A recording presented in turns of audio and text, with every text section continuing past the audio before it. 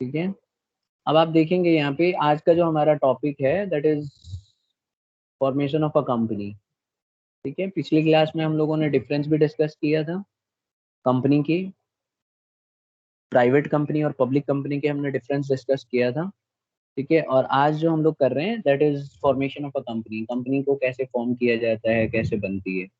So students देखो, formation of a company means bringing a company into existence. आप सबको पता है कि कंपनी को जब हम फॉर्म करते हैं तो कंपनी को एग्जिस्टेंस में लाते हैं, यानी कि पहले तो थी नहीं, अब एक नई कंपनी कंट्री के अंदर आ जाती है एंड स्टार्टिंग इट्स बिजनेस, और वो अपना बिजनेस शुरू कर देती है। It involves completion of a lot of legal formalities and procedures. देखिए, जब भी कोई कंपनी आती है ना, तो उसको बहुत सारे फॉर्मेलिटीज पूरे करने होते हैं, अपने बहुत सारे लीगल फॉर्मेलिटीज होती है। लीगल फॉर्मेलिटीज का मतलब है बहुत सारे डॉक्यूमेंट्स बनवाने पड़ेंगे। आपको मैं पहले भी बार बार बताते आ रहा हूँ कि कंपनी के पास बहुत पावर होती है, लोगों को जॉब देती है, लोगों को जॉब से निकाल देती है, बहुत सारे जमीन परचेज करती है, तो इसीलिए उसको बहुत सारे फॉर्मेलिटीज से होके गुजरना पड़ता है। अगर हम इतने सारे डॉक्यूमेंटेशन नहीं कराएंगे तो फिर प्रॉब्लम क्या होगा कि अगर आप इतने डॉक्यूमेंटेशन नहीं कराओगे ना तो कंपनी जो है खराब हो जाएगी, मतलब कंपनी मिसयूज कर सकती है। तो इसीलिए बहुत सारी फॉर्मेलिटीज को पूरा कराते हैं, lot of legal formalities and procedures are there. आज हम वही फॉर्मेलिटीज एंड प्रोसीजर्स हम पढ़ेंगे आगे चल के डिटेल में इनके बारे में। तो क्या क्या प्रोसेस है कोई कंपनी को फॉर्म करने के लिए, हमें क्या क्या करना चाहिए। तो देखो, हम इसको 3 स्टेजेस में डिवाइड कर रहे हैं। पहला है प्रमोशन, दूसरा है इनकॉर्पोरेशन, और तीसरा है सब्सक्रिप्शन ऑफ कैपिटल। तो हम 3 स्टेजेस से होके गुजरते हैं। सबसे पहले प्रमोशन करना पड़ता है, फिर इनकॉर्पोरेशन का मतलब है रजिस्ट्रेशन कराना पड़ता है, और फिर होता है सब्सक्रिप्शन ऑफ कैपिटल, बाद में हमें सब्सक्रिप्शन कराना होता है। ठीक है, तो अभी तक हमने ये पढ़ा कि कोई भी कंपनी को फॉर्म करने का मतलब है कंट्री के अंदर एग्जिस्ट करना, और ऐसा करने के लिए हर एक कंपनी को बहुत सारी फॉर्मेलिटीज और प्रोसीजर्स को पूरा करना पड़ेगा। फिर अब हमने पढ़ा कि क्या प्रोसेस है फॉर्मेशन, कंपनी को फॉर्म करने के लिए हम 3 हिस्सों में उसको डिवाइड कर देते हैं। ये 3 काम करने पड़ेंगे, पहला उसको प्रमोशन करना पड़ेगा, दूसरा उसको रजिस्ट्रेशन कराना पड़ेगा, और तीसरा है सब्सक्रिप्शन ऑफ कैपिटल। बात करते हैं सबसे पहले वाले स्टेज की, जिसमें हमने पढ़ा था प्रमोशन। देखिए, प्रमोशन में क्या होता है कि प्रमोशन जो है सबसे फर्स्ट स्टेज है फॉर्मेशन ऑफ अ कंपनी की। इसमें बिजनेसमैन को ना एक आइडिया आती है, मतलब देखो यहाँ पे हमने लिखा भी हुआ है कि it involves conceiving a business idea and taking an initiative to form a company so that practical shape can be given to exploiting the available business opportunity। तो कोई भी पर्सन होता है उसके दिमाग में आइडिया आती है कि यार ऐसे बिजनेस हो सकता है। ठीक है, जब उसके दिमाग में ये आइडिया आ जाती है तो उसको एक प्रैक्टिकल शेप देना पड़ता है, और फिर उसको देखना होता है कि क्या क्या अपॉर्चुनिटी है, मैं कैसे आगे फ्यूचर में कमा सकता हूँ। अगर आप देखो कोई भी बिजनेस की अगर आप स्टडी करेंगे ना, तो उसके अंदर आपको निकल के आएगा कि उसके अंदर एक आइडिया आई, और उसने फिर उस आइडिया को यूज किया और नई बिजनेस बनाया उसमें। आप कोई भी कंपनी ले सकते हो। ठीक है, कोई भी स्टूडेंट से मैं पूछ रहा हूँ उनकी कोई फेवरेट कंपनी है, तो उसको आज देखते हैं कि कैसे आइडिया आई, किसके दिमाग में ये आइडिया है। जिस व्यक्ति के दिमाग में पहली बार ये आइडिया आती है उसको हम प्रोमोटर कहते हैं। मतलब ये वो व्यक्ति होता है जिसके दिमाग में पहली बार आइडिया आएगी इस तरह का काम हो सकता है। ठीक है, और कोई ना कोई पर्सन हमेशा होता है जिसके दिमाग में ये आइडिया आती है। ये एक अकेला आदमी भी हो सकता है और ग्रुप ऑफ पर्सन भी हो सकता है, या हो सकता है पहले से कोई कंपनी चली आ रही है उसके दिमाग में ये आइडिया आ जाए। जैसे मान लो कोई कंपनी चल रही है, जैसे मान लो गूगल है, गूगल एक कंपनी है, तो गूगल के दिमाग में आ सकता है कि क्यों ना एक नई कंपनी बनाई जाए, और वो एक नई कंपनी बना सकता है, ऐसा हुआ है, तो वो एक नई कंपनी बना देगा, तो उसको भी हम लोग प्रोमोटर कहेंगे।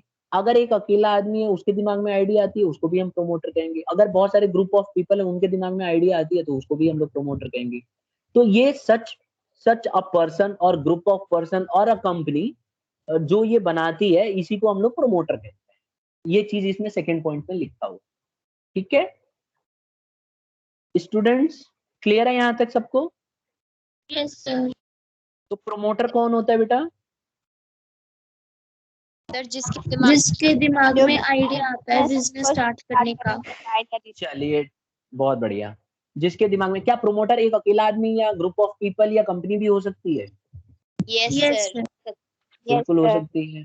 ठीक है, तो ये चीज हमने पढ़ लिया यहाँ पे। अब देखो, जब भी हमने ये पढ़ा कि प्रमोशन जो है एक पहला स्टार्टिंग स्टेज है, इसके अंदर किसी बिजनेसमैन के दिमाग में या ग्रुप ऑफ पीपल या कंपनी के दिमाग में आइडिया आती है और उस आइडिया को यूज करता है। After thoroughly examining the feasibility of the idea, जो उसके दिमाग में आइडिया आई है, अब देखो आइडिया तो हमारे भी दिमाग में आती रहती है, कई बार आइडिया ऐसी भी आ सकती है जिसको हम स्टार्ट ही नहीं कर सकते उसको। तो अगर उसके दिमाग में आइडिया आई है तो वो फिजिबिलिटी देखेगा कि मतलब जो उसके दिमाग में आइडिया आई है क्या वो पॉसिबल है, क्या वाकई में ऐसा कर सकता है। इसके लिए बहुत सारे इंजीनियर्स और मतलब जो उस टेक्निकल फील्ड में होते हैं लोग, उनसे वो राय विचार करता है, बात करता है कि भाई ऐसे ऐसे मेरे दिमाग में आइडिया आ रही है, क्या ऐसा बिजनेस शुरू हो सकता है।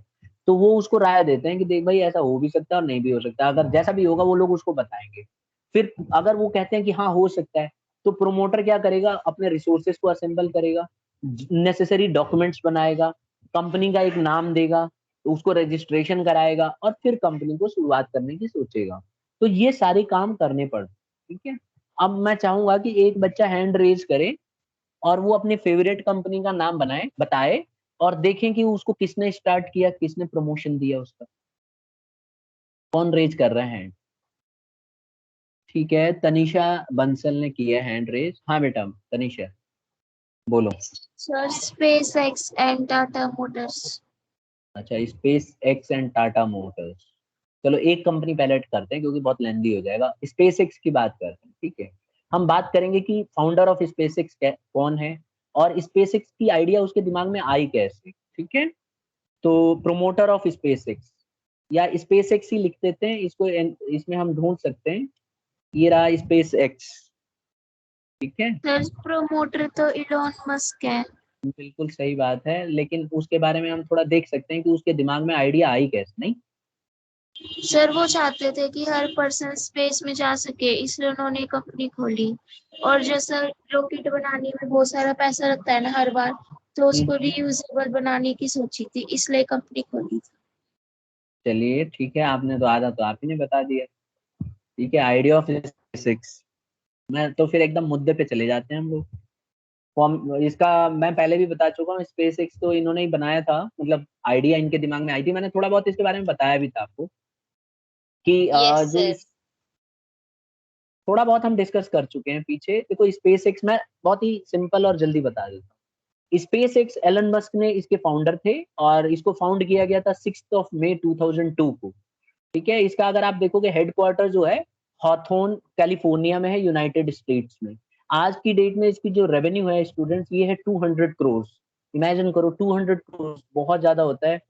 और ये दिमाग में एलन मस्क की आइडिया आई, उन्होंने जो है, अगर आप देखेंगे ना स्पेस एक्स के बारे में उन्होंने ही पहली बार सोचा।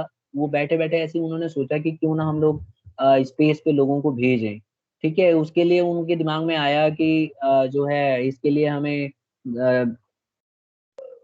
क्या भेजते हैं ऊपर, भेजने के लिए चाहिए ना स्पेस रॉकेट। शटल। तो इस हाँ, तो उन्होंने देखा कि इसको तो रॉकेट से लॉन्च किया जाएगा।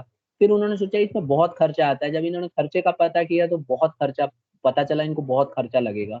तो इनके दिमाग में आइडिया आई कि क्यों ना ऐसा रॉकेट बनाया जाए जो बहुत बार आए जाए, मतलब कई बार आ जा सके।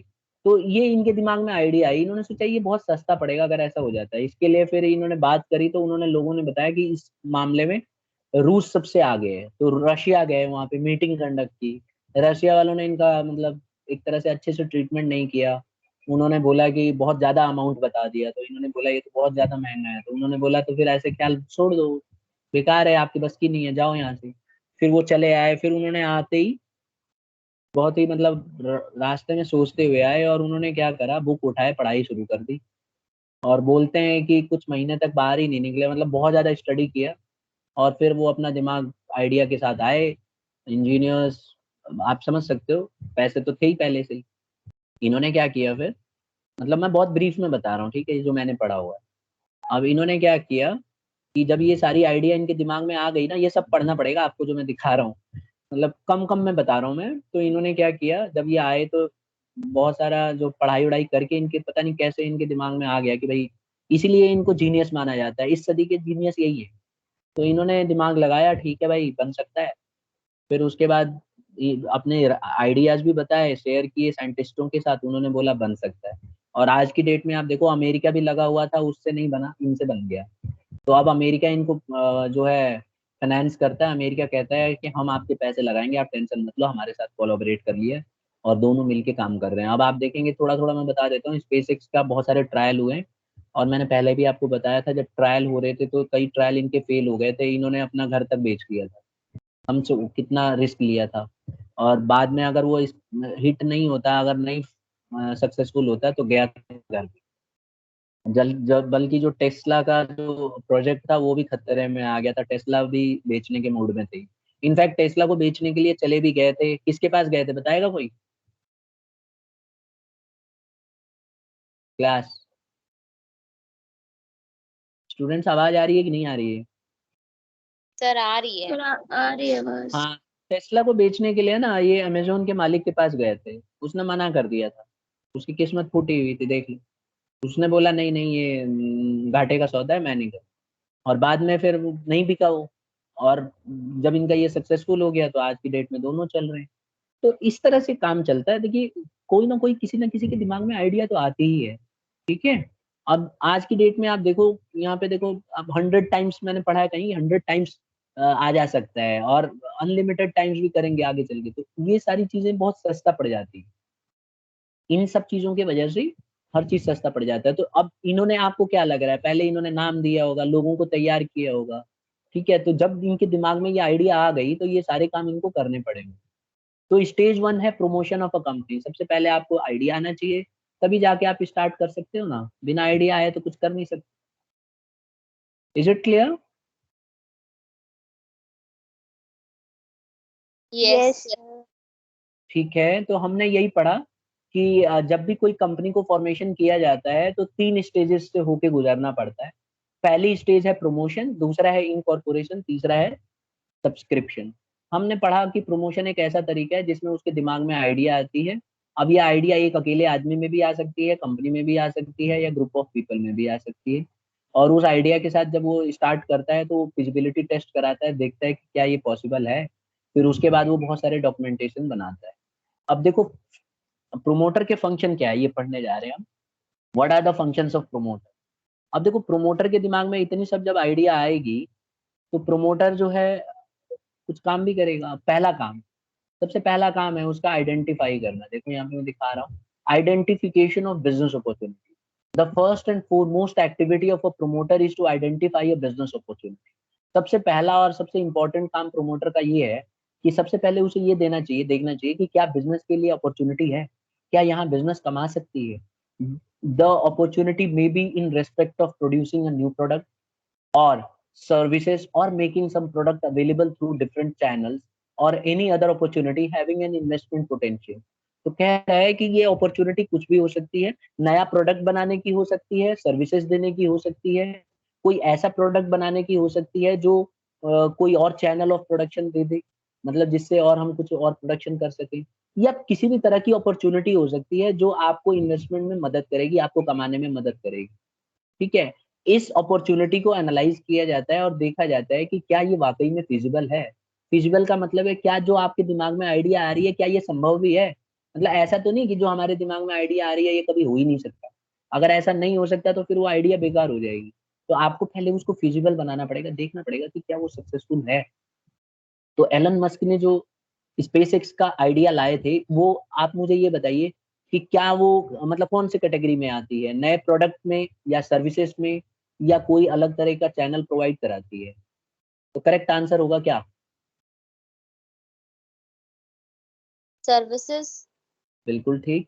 ये एक सर्विस थी जिसमें ये दिखाया गया कि भाई लोगों को आगे चल के, देखो एलन मस्क का ये मानना है, मैंने एक इंटरव्यू देखा, उनने उनका इंटरव्यू चल रहा था, तो किसी ने पूछा उनसे कि सर, मतलब आप इसके ऊपर इतना ज्यादा इंपॉर्टेंस क्यों दे रहे हैं, स्पेस एक्स के ऊपर, अभी तो इसमें इतनी कमाई भी नहीं है आपकी, फिर भी आप इतना पैसा इसमें लगाना चाहते हैं, मतलब आप एक लास्ट लिमिट तक गए, आपने सब कुछ बेचने की कगार पे आ गए, ऐसा क्यों? तो उन्होंने बोला देखो, एक दिन ऐसा आएगा कि हो सकता है पृथ्वी रहने लायक ही ना रहे। अभी आप देख लो, अब जैसे कोरोना आया, देख रहे हो क्या हालत खराब हो गई है, घर में सब बंद हो गए थे 1 साल तक, तो अभी भी हैं, अब आप देख लो ना, आप घर से पढ़ लो। तो इन्होंने यही बोला कि तो क्या पता कल को ऐसी सिचुएशन आ जाए, तो लोग क्या करेंगे, लोग भागेंगे यहाँ से। तो क्यों ना पहले ही से इंतजाम कर लिया जाए, कोई ऐसी जगह ढूंढ ली जाए जहाँ लोगों को ले जाके रखा जा सके। तो इन्होंने बोला इसीलिए मैं स्पेस एक्स जैसी आइडिया सोच रहा हूँ मैं सोच रहा हूँ कि वहाँ पे एक एनवायरनमेंट प्रोवाइड करा जाए, लोग जाके रहें, क्या पता वहाँ और अच्छी अच्छी चीजें मिल जाए। तो इसीलिए मैं लोगों को यहाँ से ले जाऊंगा और कोशिश करूंगा कि जितने भी पृथ्वी पे लोग हैं सब वहाँ शिफ्ट हो जाए। तो इस तरह की सर्विसेज देने की बात कही, समझ रहे हो? क्या हम ऐसा सोच सकते हैं class? Yes sir. Yes sir. भाई मैं तो नहीं सोचता था इतना आगे तक की, पृथ्वी पे ही खुश हूँ। कितने बच्चे स्पेस में जाना चाहते हैं? अपनी क्लास में तो बहुत बच्चे होंगे, बस पृथ्वी से बोर हो चुके हैं कई बच्चे। देखो तनीषा, एक कैंडिडेट तो मिल गई भाई आगे। तनीषा रजिस्ट्रेशन करवा लो, स्पेस पे जाने के लिए रजिस्ट्रेशन हो रहे हैं ऑनलाइन, पता है? दिव्या। सर जब दिव्या। सर जब हाँ। पृथ्वी की हालत ज्यादा बिगड़ेगी तब देखेंगे। अरे तो रजिस्ट्रेशन तो करा के रखो, नहीं तो फिर बाद में ले भी नहीं जाएंगे। ऑनलाइन रजिस्ट्रेशन हो तो रहे हैं बहुत सारे तब लोग। तक बना दे हाँ। स्पेस जैसी कंपनी। कौन? तो क्या पता कोई इंडिया में भी बना दे। नहीं तो रजिस्ट्रेशन तो करा के रखना चाहिए ना, क्या पता ना बनाए, इतना बड़ा रिस्क लेना जरूरी है? आप देखो ना कई सारे जो अपने ये सेलिब्रिटीज हैं, जैसे हीरो हैं हमारे इंडिया में, या बहुत बड़े बड़े जो पर्सनालिटी हैं, ये पहले ही बुक करा चुके हैं ऊपर, जमीन खरीद चुके हैं पहले ही, पैसा वैसा पे हुए कर देते हैं ये लोग पहले ही। अब जाए ना जाए अलग बात है। वो क्या नाम है उसका, हीरो का एक वो जो मर गया, आत्महत्या सर वाला केस? सुशांत हाँ, सुशांत राजपूत। उसने भी खरीद रखी थी ना जमीन। अरे जो ने भी है। खरीद रखी। हाँ खरीद रखी थी, देख लो अब चला गया ना ऊपर, वहां पे जगह मिलेगी। लाइटर नोट में बोल रहा हूँ। ठीक तो है क्यों अब देखो। खरीदी उसने? है, अब वही तो मैं बता रहा हूँ, देखो उसने खरीद के रखा हुआ था जाने के लिए। सर बेचता कौन है मून वाली जमीन को? यही कंपनी बेचती है, स्पेस एक्स बेच देगी। आपके लिए पूरा इंतजाम करके रख रही है इतना सारा। अभी परसों न्यूज में आ रहा था, उन्होंने सब्जी वब्जी उगाई है। ठीक है। सर वो मिर्च उनकी हुई। प्रॉपर्टी थोड़ी ना है हाँ, जो वो बेच देंगे। सर मतलब। उन्हीं की जमीन है, उन्होंने कब्जा कर लिया, वहां जाके रह रहे हैं। स्टेशन हैं सबके, हर एक कंट्री के अपने स्टेशन हैं स्पेस के, पता नहीं आपको? वहां पे जाके रहते हैं लोग। वहीं पे हमारे जो जो हमारा स्टेशन है वहां पे तो रहते ही है ना लोग, नहीं पता? खाने होने का इंतजाम यहीं से करके ले जाते हैं। सर खाना नहीं लेके जाते सर, कैप्सूल लेके जाते हैं। ठीक है, वही शॉर्टकट में वो। वैसे भी वहां पे कम भूख लगती है, उसी के मारे ही पेट भर जाता है उनका। चलो तो ठीक है, कुल मिला के हमने ये पढ़ा कि प्रोमोटर का पहला फंक्शन यही है कि वो आइडेंटिफाई करे बिजनेस अपॉर्चुनिटी, ठीक है?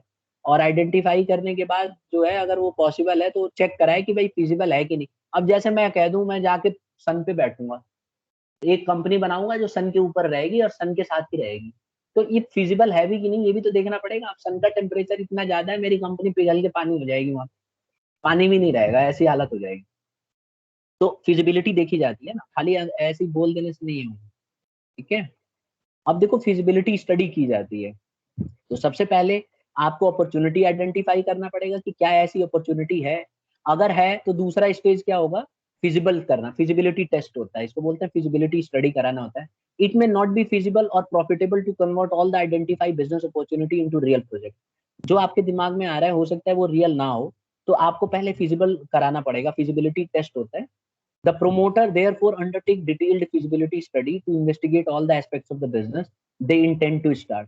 तो इसीलिए जो भी जिसके भी दिमाग में ये आइडिया आई है उसको फिजिबिलिटी टेस्ट कराना पड़ता है कि ये जो उसके दिमाग में आइडिया आ रही है क्या ये सक्सेसफुल हो सकती है, depending upon the nature of the project. Project के हिसाब से, जो प्रोजेक्ट का नेचर है उसके हिसाब से जो है फिजिबिलिटी स्टडी कराया जाएगा।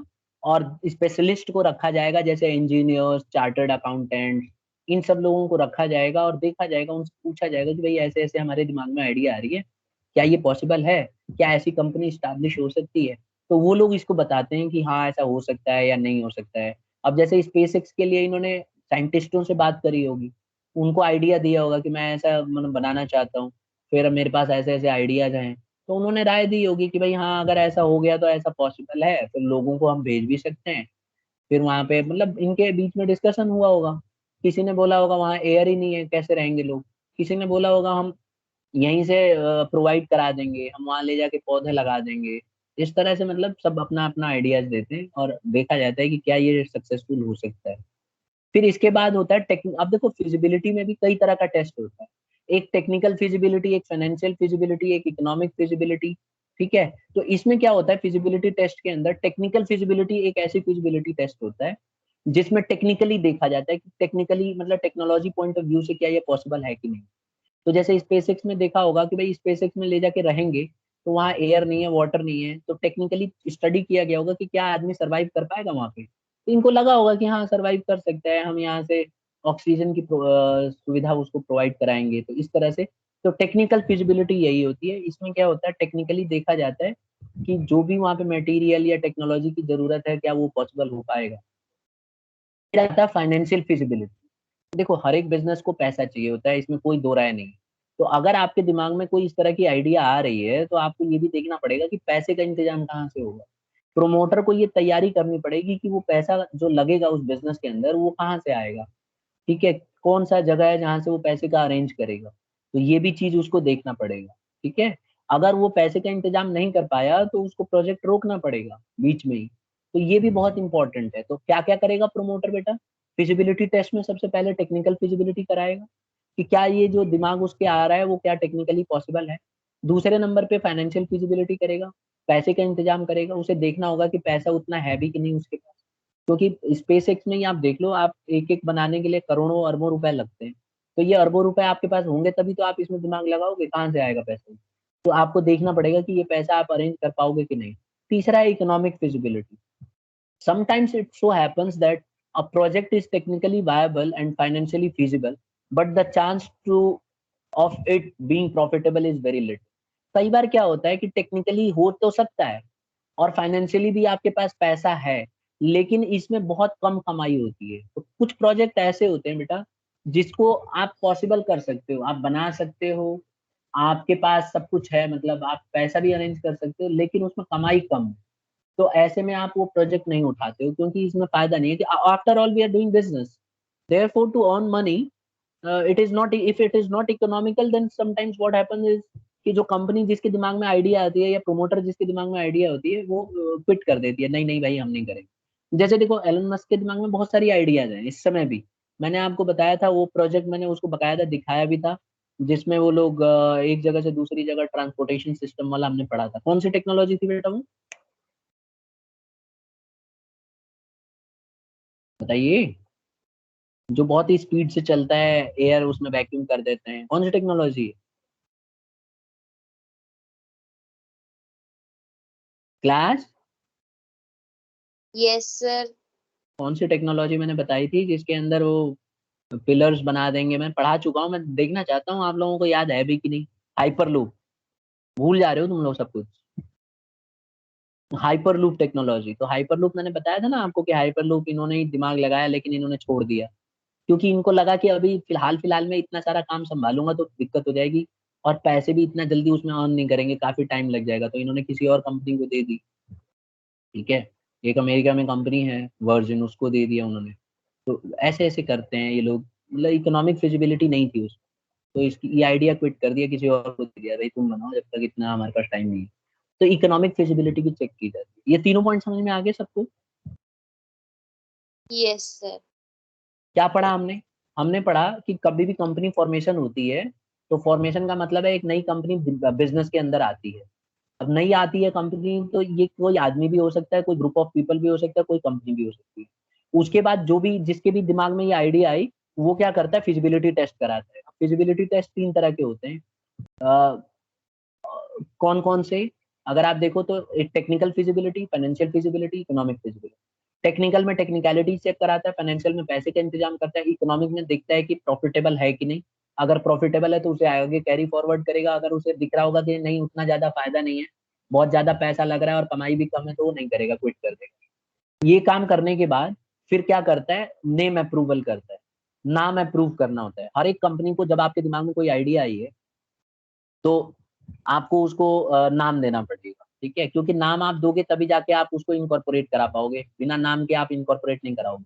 तो having decided incorporate to a company, मतलब जब आपके दिमाग में ये आइडिया आ जाएगी कि चलो भाई इनकॉर्पोरेशन कराना, रजिस्ट्रेशन कराना है, तो promoter have to select a name for it. तो प्रोमोटर को उसके लिए एक नाम सेलेक्ट करना पड़ेगा and submit the application to the registrar, और जाके एक एप्लीकेशन को सबमिट कराना पड़ेगा रजिस्ट्रार के पास।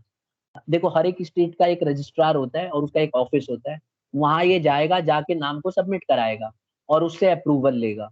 ठीक है, अब यहाँ पे जब ये नाम देगा, जो प्रपोज करेगा नाम, इसका अप्रूवल होना जरूरी है। अब it may happen that another company exist with the same name, तो ऐसा हो सकता है कि उसी नाम से कोई और कंपनी हो, तो ऐसे में आपको सिमिलर नाम की कंपनी नहीं रख सकते, या ऐसा नाम नहीं रख सकते जो मिसलीड करता हो। कई बार क्या होता है ना, नाम एक जैसा ही मिलता जुलता आ जाता है तो मिसलीड कर देता है कस्टमर को, तो ऐसा नाम आप नहीं रख सकते। तो आपको रजिस्ट्रार में जब आप नाम जमा कराओगे, तो आपको पहले ही बता दिया जाता है कि आप कम से कम 3 नाम सजेस्ट करोगे। पहला नाम अगर टैली कर गया किसी और कंपनी के साथ, दुनिया में कोई कंपनी है जैसे मान लो उससे नाम मिलता जुलता है, तो फिर आपको अलाउ नहीं करेगा रजिस्ट्रार।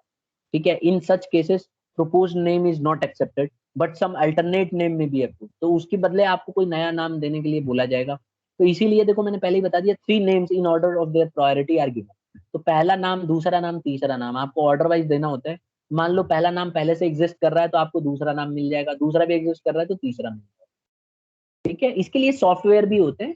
आप उस सॉफ्टवेयर में जाके जब अपनी कंपनी का नाम दोगे तो सॉफ्टवेयर पहले ही बता देता है कि इस नाम की कंपनी पहले से ही है, तो आप पहले ही अपना तैयार हो जाओ, नाम अलग ढूंढ के रखो, और ये नाम आपको सबमिट कराना पड़ता है रजिस्ट्रार ऑफिस में। ये सबको समझ में आ गया? Yes sir. तो अभी तक हमने क्या पढ़ा बेटा? हमने पढ़ा कि जो प्रोमोटर है उसके कई काम। पहला काम आइडेंटिफिकेशन ऑफ बिजनेस अपॉर्चुनिटी, दूसरा फिजिबिलिटी स्टडी। फिजिबिलिटी स्टडी में 3 तरह की स्टडी करता है, टेक्निकल, फाइनेंशियल और इकोनॉमिक। फिर तीसरा काम करता है नेम का अप्रूवल, इसमें अपना नाम एक देना पड़ता है, इनफैक्ट 3 नाम देता है, उनमें से एक नाम उसको चुन के दिया जाता है ऑर्डर वाइज। फिर आता है चौथा, जब वो नाम तय कर लेता है, सुनिश्चित कर लेता है, तो fixing of signatories to the memorandum of association, तो उसको सिग्नेचरीज तय करने पड़ते हैं। Promoter have to decide about the member who will be signing the memorandum of association of the proposed company. तो क्या करता है, प्रोमोटर को तय करना पड़ेगा कि कौन व्यक्ति होगा जो उसका मेंबर बनेगा, और उसके मेमोरेंडम ऑफ एसोसिएशन एक डॉक्यूमेंट है, इसके बारे में हम डिटेल में बाद में पढ़ेंगे। इस डॉक्यूमेंट के अंदर उसको साइन करना पड़ेगा। Usually the people signing memorandum are also the first director of a company. अक्सर देखा गया है कि जो भी पर्सन पहली बार मेमोरेंडम ऑफ एसोसिएशन में साइन करेगा वही डायरेक्टर होता है कंपनी का, बट ये जरूरी नहीं है, ध्यान रखना। बस ये है कि आप खुद ही सोच के देखो, डायरेक्टर पहले बनाया जाता है ना, तो मेमोरेंडम ऑफ एसोसिएशन में साइन कर रहा है, इसका मतलब वो पहला डायरेक्टर बनेगा ही बनेगा। Their written consent to act as a director and to take up qualification shares in the company is necessary. तो इसीलिए उसका कंसेंट लिया जाता है, मतलब उससे हामी ली जाती है, वो लिख के देता है कि हाँ मैं तैयार हूँ इस कंपनी का फर्स्ट डायरेक्टर बनने के लिए, और मैं क्वालिफाई करता हूँ शेयर्स खरीदने के लिए। क्वालिफिकेशन में क्या होता है, बोर्ड ऑफ डायरेक्टर अगर आपको बनना है तो कुछ कंडीशंस होती है कि आप तभी बोर्ड ऑफ डायरेक्टर बनाए जा सकते हो, तो उसको लिख के देना पड़ता है कि मैं इन कंडीशंस को फुलफिल करता हूँ और मैं बड़े आसानी से इसका बोर्ड ऑफ डायरेक्टर बनने के लिए काबिल हूँ, और तब जाके उसका असेंट माना जाता है कंसेंट। यहाँ तक क्लियर है सबको? Yes sir. तो बेटा देख रहे हो प्रोमोटर के बहुत काम है, एक बार याद करते हैं। पहला काम प्रोमोटर का आइडेंटिफाई करना अपॉर्चुनिटी, दूसरा फिजिबिलिटी टेस्ट कराना। इसके लिए ये 3 तरह के फिजिबिलिटी टेस्ट कराता है, टेक्निकल, फाइनेंशियल और इकोनॉमिक। फिर क्या करता है, नाम को अप्रूव कराता है, इसके लिए इसको 3 नाम देने पड़ते हैं।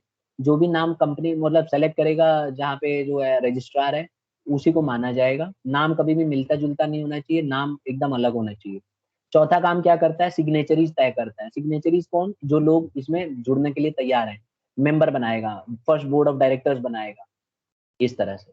जब ये सारे काम हो जाते हैं, कंसेंट ले लेता है डायरेक्टर का, तो पांचवा काम क्या करता है, अपॉइंटमेंट ऑफ प्रोफेशनल्स। तो फिर प्रोफेशनल्स को अपॉइंट करता है। अब ये प्रोफेशनल्स कौन होते हैं? ये वही प्रोफेशनल्स हैं जो इसकी मदद करेंगे, जैसे कि मर्केंटाइल बैंकर्स, क्योंकि देखो जब ये पैसा रेज करेगा तो बैंक इसकी मदद करेंगे, तो बैंकर्स को भी इसको तैयार करना पड़ेगा। ऑडिटर, मैंने ऑडिटर के बारे में आपको डिटेल में पीछे भी बताया हुआ है, तो ऑडिटर भी तैयार करेगा।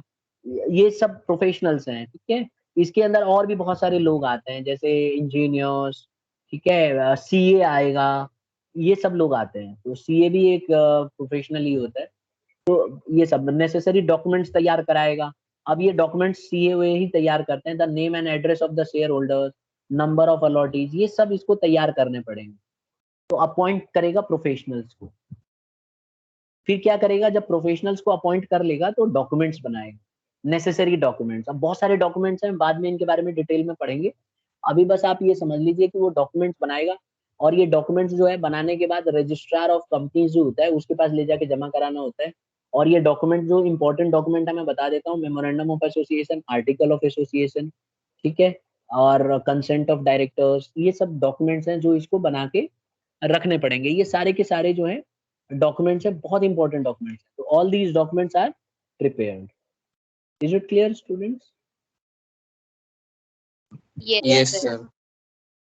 तो कोई मुझे बताएगा फंक्शन ऑफ प्रमोटर क्या होता है? इतनी देर में हमने यही पढ़ा, प्रमोटर के फंक्शंस क्या होते हैं, कौन बता रहा है? ट्राई करो, शाबाश। Identification of the opportunity. एक बच्चा पहले, दिव्या बता रही है, चलो बताओ। सर हाँ, आइडेंटिफिकेशन करते हैं पहले कि बिजनेस हो सकता है या नहीं हो सकता। बिल्कुल फिर ठीक।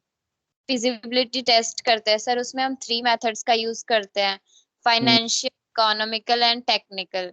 बहुत सर अच्छा। कंपनी का नेम डिसाइड करते हैं। नेम अप्रूवल होता है, ठीक है। कितने नाम देने होते हैं? तो 3 देने होते हैं, अगर एक नहीं मतलब वर्क करेगा तो दूसरा या तो तीसरा। ठीक है, फिर? तो फिर हमें सिग्नेटरीज के पास जाना होता है। ठीक है, सिग्नेचरीज को मतलब तैयार करना पड़ता है कि भाई तुम भी मेंबर बन जाओ, बोर्ड ऑफ डायरेक्टर में तुम्हें बना देता हूँ। क्योंकि हमने पढ़ा था ना, कम से कम कितने डायरेक्टर होने चाहिए प्राइवेट कंपनी में? 2। और यस पब्लिक में 3। तो अगर आप प्राइवेट कंपनी बना रही हो तो कम से कम 2 तो डायरेक्टर होंगे। तो इस तरह से तो सिग्नेचरीज तैयार करता है। फिर क्या करता है बेटा? सर डॉक्यूमेंट्स को प्रिपेयर करता है। कौन से डॉक्यूमेंट्स? सर जैसे जो रजिस्ट्रार हाँ, रजिस्ट्रार मिस के मिस मिस कर दिया आपने। Appointment of professional. तो फिक्सिंग प्रोफेशनल, ऑफ सिग्नेचरीज के बाद अपॉइंटमेंट ऑफ प्रोफेशनल्स होता है, ठीक है। हाँ, उसके बाद सर वो डॉक्यूमेंट्स वाला पॉइंट। लास्ट पर, ठीक है। तो मैं समझता हूँ सबको याद हो गया है, हम है ना? Yes sir. ये क्या, तो ये नोट्स मैं भेज दूंगा बेटा, बहुत इंपॉर्टेंट है, ठीक है। और मैं चाहूंगा आपकी एक दो जो फेवरेट कंपनियां हैं उनके बारे में देखो कि वो आइडिया कैसे आई, कैसे कंपनी बनी, किस तरह से वो कंपनी स्टैब्लिश हुई, अमेजोन कैसे आई, ठीक है। कोई भी कंपनी का आप उठा के देखो पीछे की हिस्ट्री, तो आपको पता चलेगा कि उसका एक फाउंडर था और उसको कैसे कैसे उसके दिमाग में ये आइडिया आई, कैसे उसने सोचा कि इस तरह की बिजनेस स्टार्ट करना चाहिए, कैसे आज की डेट में सक्सेसफुल हो गया। बहुत छोटे छोटे आइडियाज से बिजनेस तैयार होती है क्या? बहुत छोटे छोटे, जैसे फेसबुक, कैसे उसके दिमाग में आइडिया आई कि फेसबुक होनी चाहिए। तो कोई भी आइडियाज जो है क्रिएटिव हो सकते हैं, ठीक है। मैं उम्मीद करता हूँ कि आप इसके नोट्स बना लेंगे टाइम पे, स्टूडेंट्स।